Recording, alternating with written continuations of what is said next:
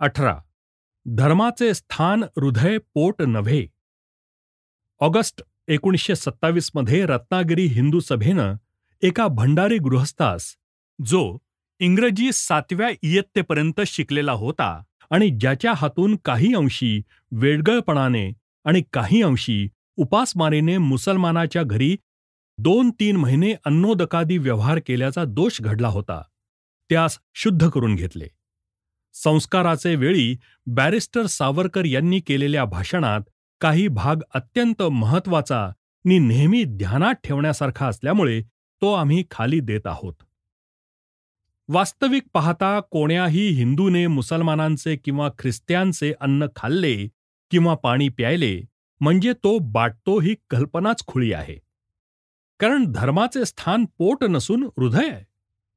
या गृहस्थासारख्या ज्या मनुष्याच्या हृदयात हिंदू धर्माची भक्ती कधीच मावळलेली नसेल, तो मुसलमानाचे घरी एकदा सोडून 1000 वेळा जरी जेवला तरी तो बाटला असे होत नाही. मुसलमानादी लोक हिंदूंचे अन्न चुकूनच नव्हे तर लुबाडून घेऊन देखील खातात आणि पुन्हा मुसलमानाचे मुसलमानच राहतात. किंबहुना हिंदूंच्या अन्नावर परस्पर उपजीविका करून पुन्हा वेळ पडताच त्याच हिंदूस काफर म्हणून म्हणणे हा त्यांच्यात एक कुलाचारच पडत चाललेला आहे. मग मुसलमानांच्या अन्नाने हिंदूंचा धर्मच नष्ट व्हावा इतकी हिंदू समाजाची पचनशक्ती क्षीण का असावी? आता ती पचनशक्ती आपण अग्नीसारखी सर्व जगत पचवण्या इतकी तेजस्वी आणि प्रदीप्त केली पाहिजे. त्या दृष्टीनं पाहता केवळ अन्नोदकासाठीच बाटलेले म्हणून समजल्या गेलेल्या मनुष्यास शुद्ध करण्याचे काही एक कारण नाही. पण आज तरी आपणास ही गोष्ट क्षुल्लक वाटते आणि तशीच ती वाटावी हेच आपल्या वाढत्या बळाचे निदर्शक आहे. तरी जोवर समाजातील हजारो लोकांच्या मनातून या खुळ्या कल्पनेचे बीज उखडले गेलेले नाही, तोवर काही दिवस हे शुद्धी समारंभही केले पाहिजेत. या कारणापेक्षा एक अधिक महत्त्वाच्या कारणासाठीही समारंभ केले पाहिजेत. इतकेच नव्हे तर त्यांची चांगली प्रसिद्धीही करीत राहिले पाहिजे. कारण हिंदूंच्या मनात आजपर्यंत कोणाचा पाण्याचा थेंब तोंडात पडला की मनुष्य जन्मभरच नव्हे तर पिढ्यानपिढ्या बाटतो ही खुळी समजूत जशी बद्धमूल झालेली आहे, तशीच मुसलमानादी अहिंदू समाजातही उलट्या स्वरूपाची एक घातक समजूत दृढतर झालेली असते की कोण्याही हिंदूस वेडसरपणात किंवा उपासमारीत गाठून त्यास 2 घास अन्न मुसलमानी हाताने खावविले की तो मनुष्य हिंदू लोक आपण होऊनच मुसलमान झाला असे समजून त्यास आपल्या मुसलमानी वा ख्रिश्चन समाजाच्या हाती सोपवून देतात. एक 5 वर्षांपूर्वी हाच गृहस्थ जर असा 2-3 महिने मुसलमानाकडे जेवला असता तर त्यास आपल्या हिंदू समाजाने खरोखरच आजन्म नि पिढ्यानपिढ्या मुसलमानांचे घरात बळेबळे नेऊन दडपला असता.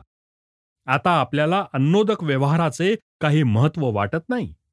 हेच आपली या विषयात झालेल्या समाजहितकारक विचारक्रांतीचे निदर्शक आहे. म्हणूनच आम्ही अन्न व्यवहाराने धर्म बाटतो ही समजूत खोळी आहे. म्हणून समजणारी ही विचारक्रांती मुसलमानादी सर्व अहिंदूस घोषित करण्यासाठी तरी काही दिवस शुद्धीकरणाचे संस्कार चालू ठेवले पाहिजेत. या शुद्धीकरणाने मुसलमानादिकास लवकरच कळून येईल की ते हिंदूस बाटवण्यासाठी म्हणून जे अन्न वाटीत बसतात ते आता व्यर्थ जाणार आहे. त्यांचे अन्न खाऊन नि ते पचवून टाकण्याइतका हिंदूंचा जठराग्नी प्रदीप्त झालेला आहे.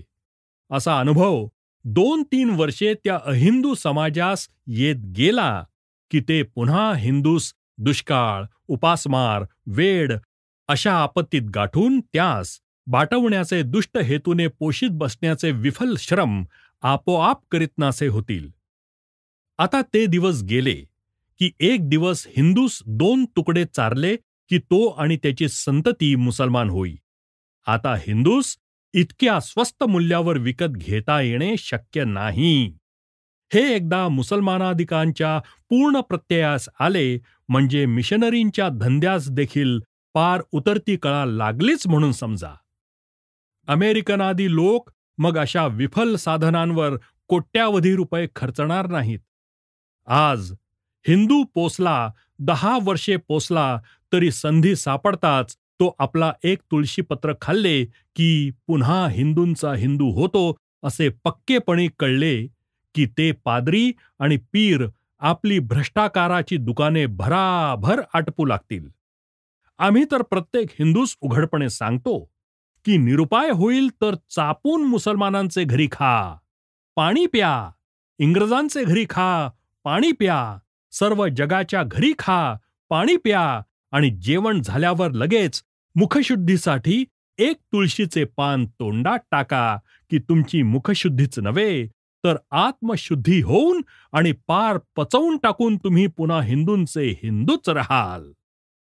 कारण हिंदू धर्माचे वसतिस्थान तुमच्या पोटात नसून तुमच्या रक्तात आहे, बीजात आहे, हृदयात आहे, आत्म्यात आहे आणि ते हिंदू हृदय, रक्त, बीज आणि आत्मा मुसलमानादिकांच्या पाण्याच्या एका पेल्यात तर काय, पण उभ्या समुद्रातही बुडवून जाणे अशक्य आहे. ज्या रामनामाच्या आधाराने भवसमुद्रावर शिळा तरल्या, त्या रामनामाचे उच्चारासरशी जर तो उच्चार पश्चात्तप्त अंतःकरणाचा असेल तर महत्पापे देखील भस्म होतील. तिथे मुसलमानी भाताच्या एका घासाची कथा काय?